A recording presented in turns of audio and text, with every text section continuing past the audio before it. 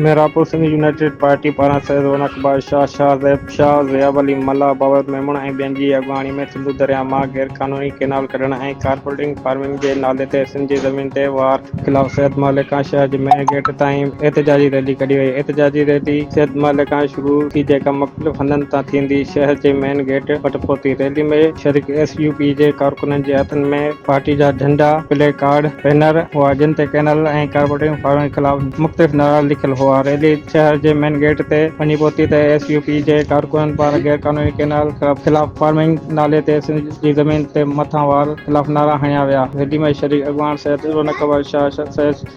Shahzaib Shah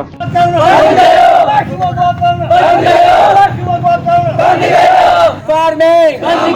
corporate farming, corporate farming,